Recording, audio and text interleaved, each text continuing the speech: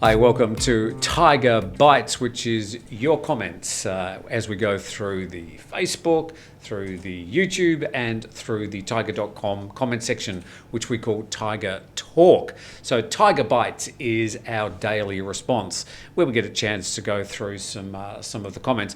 Jay's with me, and Jay. Hello. There are some comments that just don't get to air. They're Yes. either deleted by YouTube or they're deleted by our moderators for all sorts of reasons, mostly people who are outside the guidelines which we've published. And we're quite clear about what we consider reasonable commentary, which really is very broad. But this person decided he's written a withering critique, Jay. Can I read it to you? Yes, please. I'll read it on my phone. Okay, here we go. Here we go. From Alexander Mayer, and I've already told him that we're going to read this out on Monday. Subscribe and like is the mantra, I think he means mantra, of all you media companies, in inverted commas. Then the crocodile tears start over the difficulty in managing the results. If Bill the Shill, I think he's referring to Bill Barnett from C9 Hotel Works, had been deleted once the tidal wave of disapproval had started, and if you had stopped promoting the Phuket Sandbox idiocy, and if you'd accepted some responsibility for the disaster to the sandboxes, and if you hadn't stopped reporting on the COVID numbers in the island paradise, that is hellhole, maybe things would be a bit easier for you poor babies in managing the results that you created. He wasn't a happy camper. He wasn't. Got out of bed on the wrong side. So Alexander, just because Bill Barnett had a different point of view to you and a lot of other people doesn't mean that he shouldn't have the right to talk on a program on the Thaiger. Now, a lot of the time I disagreed with him, and that sort of is healthy. So as far as us creating the sandbox problem, I don't think there's any one media or organisation that was probably generally, across the board, more critical about the sandbox or more careful or had more questions about the sandbox than the Thaiger. So we stand by the way we've covered the sandbox. And as far as not reporting the daily happenings on the sandbox every single day for the past week or so, is because we think the sandbox story has sort of moved on. We'll cover the main milestones, but we're also trying to report other things that are happening in Thailand because Phuket isn't the only place in Thailand. So I don't really have much response for you, Alexander, despite what I've said, but you've had your say, and thank you for your comments. What have you got? Right, wow. Alexander going for the big hit straight from the bat. So I have got some comments from Good Morning Thailand. From different topics. My first comment today is actually from Simon Brown, who was talking about CP buying the rights to Tesco Lotus. Which is now Lotus's. So quick correction, Simon says it was not 10.6 million baht, it was $10.6 billion. Thank you, Simon, for that. Is it dollars or pounds? Dollars. Okay, all right. That's how much it cost to buy those rights. Thank you, Simon. In Malaysia and Thailand. Guy Lawrence says, all the things they could have improved on when taking over Lotus, the additional S definitely does not stand for smart. Now, a lot of the comments said that the S stands for stupid, not my words, but it's hard to argue against that. Yeah, they've written Lotus apostrophe S, but maybe we should be looking at the apostrophe as just like a separate thing. Yes. It is also in a different color. So it's Lotus apostrophe S in yellow, I believe. Yes. So we should actually meet the person who came up with this brilliant idea one day, because it'd be nice to hear what they think it's all about. And we're looking at it from an English point of view, even though it's written in English. Yes. Yeah, interesting one. What does the apostrophe mean? Yeah, and means something different to them. Yeah, and let's be real, it will forever in Thailand be known as Lotat. Yes. You know, so it doesn't matter how many S's you add at the end. I have another comment here from Loud House and Panos, who are talking about the same topic about the missing man for 15 years.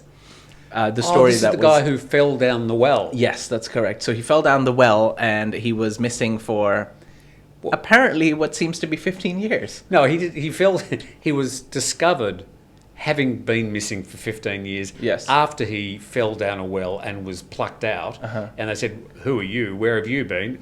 "I've been missing for 15 years." So that's how that. Everybody wants to know what's he been doing for a decade and a half. So Loudhouse 360 says the man missing for 15 years until he fell down the well last week is eyebrow raising, to say the least. I doubt he wanted to be united with his family, hence missing for that length of time. To which Panos further replied, "Missing for 15 years? You mean he ran away from the wife and kids?" That story is really interesting. Well, it's interesting because we just don't know much about it. Yeah, it's just confusing. I mean, how is that even possible? How he fell? How do you fall down a well? That's another thing. What was he doing? Maybe he lived down there. He was making a wish. I got a comment here from Gummy who asks the question: what are Thai people panic buying or hoarding?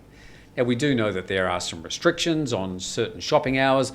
Generally, though, most supermarkets around the country are open for you to go shopping, even in dark red zones. I'm not aware that there's any particular shortages at the moment.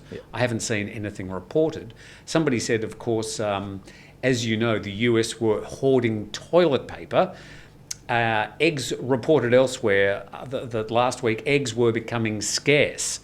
I remember I went to Macro about 2 weeks ago and there weren't many eggs available. So there might have been a short-term shortage of eggs. But toilet paper, no. I think those shortages happened mostly during the first wave. But I think the response of the supermarkets and everything, they would even come and deliver to homes so that we wouldn't have to go out, especially when we were on full lockdown. So I think in Thailand we didn't have to face, problems with toilet paper or something like that. Well, the other reason, of course, is that we don't use a lot of toilet paper in Thailand. They use the water faucets here in Thailand. The water faucets. It's the bum gun. The what? The bum gun. Is that what it's called? The bum gun. Isn't it just a water faucet? Well, yeah, it's called bum gun. The bum gun. Haven't you ever heard that? It just sounds wrong, to be honest. Probably is. Anyway, yes, we do use the bum gun. Have you got another one? I've got 4 relating to one topic, so off you go. So I've got a comment here from Wayne Lesprance. I know you're going to correct me later. Sounds French.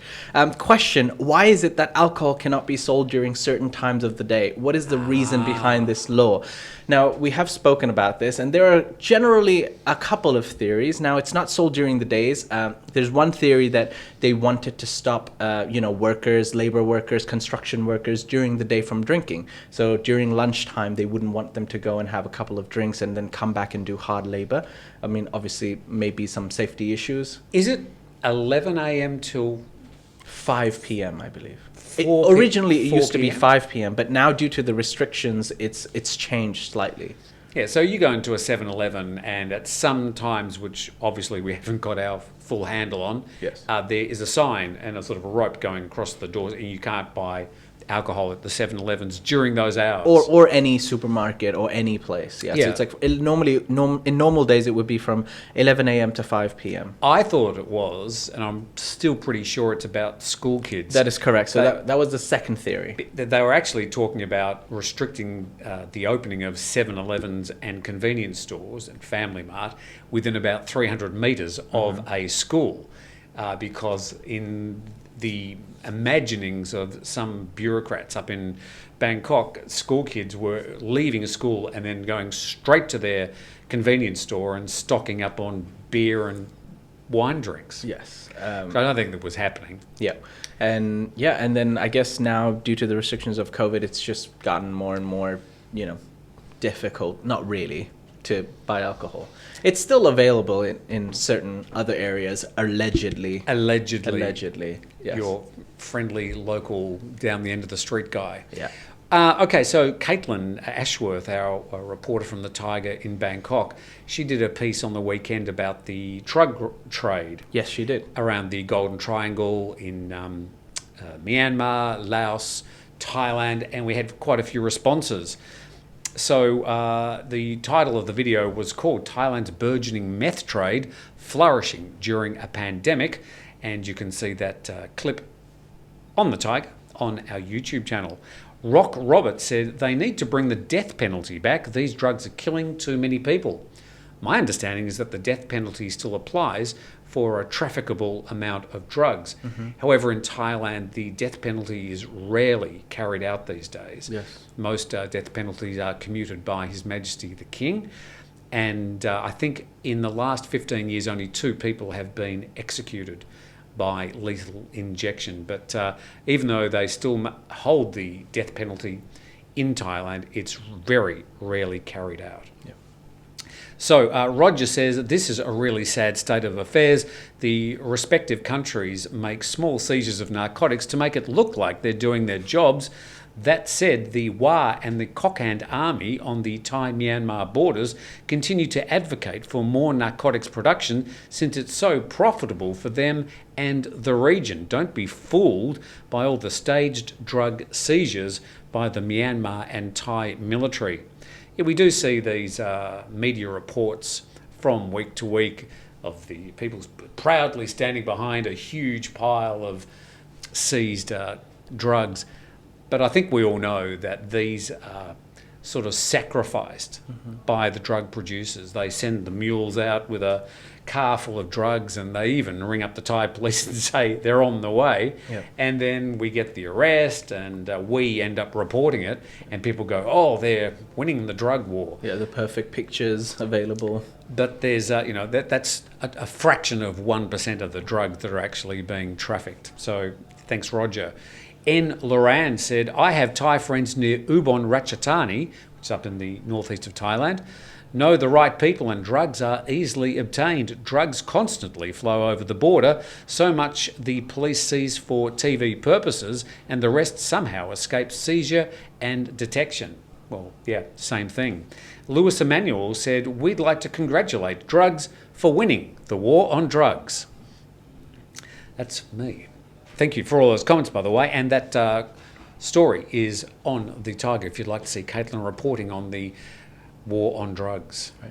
I've got the last 2 comments here for today. The first one from Aussie666, who says, although Jay's English is excellent, he obviously didn't understand the Dun Roman word. Now, this was a word that I thought it was Romanian or European, so I kept on calling it Dun Romain or Dun Roamin. But apparently it's pronounced Dun Roman.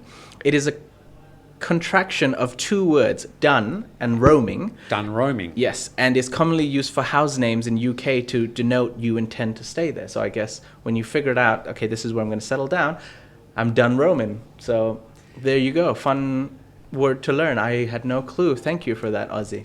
An interesting thing about, of course, our comments section is that people rarely use a photo of themselves, and they usually use an invented name. Well, we're sitting here with our faces hanging out and our names, and you can see us, but most of you are anonymous, especially the ones like Alexander, who like throwing poo at us. And it just seems to me a bit one-sided. I would like to have real people's faces and their real names and their IP addresses. What a day that would be, IP addresses. Right, my last comment. So we can track you down. My last comment here was from Chino Chin and Tim. This is something we've definitely discussed. Why not use paintings from local shops to advertise as well? Tell them free advertisement and you earn from commissions. Now, this was part of his comment. So I'm guessing he's talking about the paintings that we have. Well, we used to have that painting on the back. Now, at the moment, we're sort of in middle mode between the old set and hopefully what will be the new set. Yeah. And I know it's these crappy Venetian blinds, or venereal blinds, what do they call them? Venison blinds. They're venison blinds, not venereal blinds. We did actually go to a local Thai painter just up the road here, like 100 metres away. Yeah. What did they say? Well, there was a shop that had a lot. You pay now. Yeah, there was a lot. There was a shop with a lot of paintings that were just kind of laying there. We went in there. We said, "Hey, why can we, use some of your paintings? We'll reference your shop. We'll 20,000 views a day. Yeah, we'll give you a tag and we'll just swap them out every other week. So it's free promotion for you. We get a nice painting, and they just straight up said, nope, not interested. If you want it, you can buy it." And yeah. So I'd like to say I've walked past that place 50 times since, never seen a customer in there. So your problem. Well, if there is one of those Thai painting places out there, and there's a lot in Phuket where Yes. tourists go in and say, oh, I like that painting, and they roll it up and send it off to their country. We'd love to display your paintings on our crappy set, and we'll tell the world about you. Yeah. All right. So that's our Thaiger Bites for today. It's going to be around about 10 minutes each day, going through more of your comments specifically as one segment. So hopefully this is a format that's going to be easier for us to produce and for you to participate in. Remembering we've got Thaiger Talk, which is the comment section at thethaiger.com. We've got our Facebook pages, and we've got YouTube. Out of some 500 to 700 comments every day, we simply won't be able to get to them all, but we'll do our best. Yes. All right, Jay, thanks for joining in. Thank you. And thank you for watching, and we'll come back with another Thaiger Bites tomorrow.